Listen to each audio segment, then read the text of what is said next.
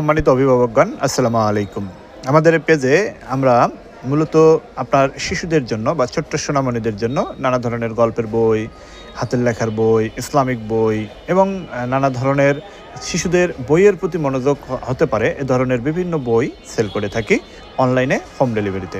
আজকে যে সিরিজটি আমরা আপনাদের সামনে উপস্থাপন করছি সেটি হচ্ছে মূলত কোরআনের গল্প ছোট্ট সোনামণিদের। কিসের গল্প? কোরআনের গল্প। এই কোরআনের গল্প নিয়ে মানে কোরআন কেন্দ্রিক বেশ কিছু গল্প, অর্থাৎ 10টি গল্প নিয়ে আমাদের এই প্যাকেজটি বা সিরিজটি।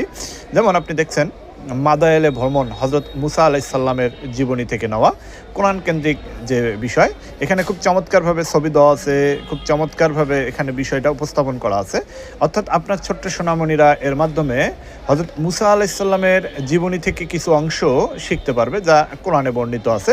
ঠিক সেখান থেকে নিয়ে খুব চমৎকার আর্ট কার্ডে ছাপানো 4 কালারে ছবির ডিজাইনগুলো খুব চমৎকার। কিন্তু এবারে আপনারা জানেন যে হজরত সাহ আলাইসাল্লামের উট ছিল, হজরত সাহ আলাইসাল্লামের উট নিয়ে খুব চমৎকার একটি গল্পের বই যা কোরআনের মধ্যেই আছে।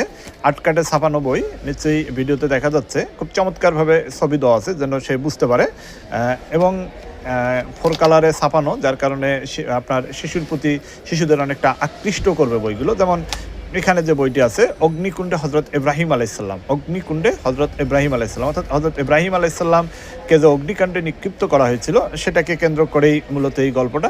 একেবারে ছবির মাধ্যমে আপনার বাচ্চাকে বা আপনার শিশুকে, আপনার ছোট্ট সোনামণিকে যেন আপনি বুঝাতে পারেন, বিষয়টা মস্তিষ্কে ধরাতে পারেন কীভাবে হজরত নূহ আলাইসাল্লাম, হজরত ইব্রাহিম আলাইসাল্লামকে আগুনে নমরুদ নিক্ষেপ করেছিল, সেই পুরো ঘটনাটি, কোরআনের সেই ঘটনাটি এখানে উল্লেখ করা আছে।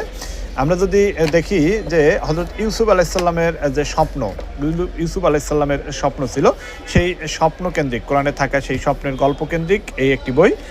আমরা যদি দেখি এখানে হাবিল এবং কাবিলের জীবনী নিয়ে একটি গল্পের বই। এভাবেই খুব চমৎকারভাবে 10টি গল্পের বই সাজানো আছে। আমরা যদি আরেকটি দেখি যে ধৈর্য, এখানে হজরত আইয়ুব আলাইসাল্লামের জীবনী নিয়ে লেখা। হজরত আইয়ুব আলাইসাল্লামের জীবনে যে ধৈর্যের পরীক্ষা দিয়েছিলেন সেই ধৈর্যের পরীক্ষা নিয়ে করা বই এটি।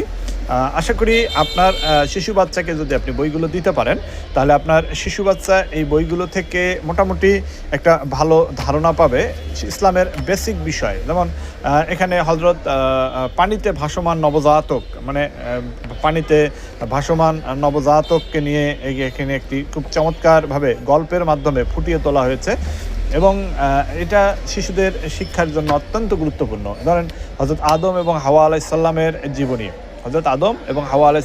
একেবারে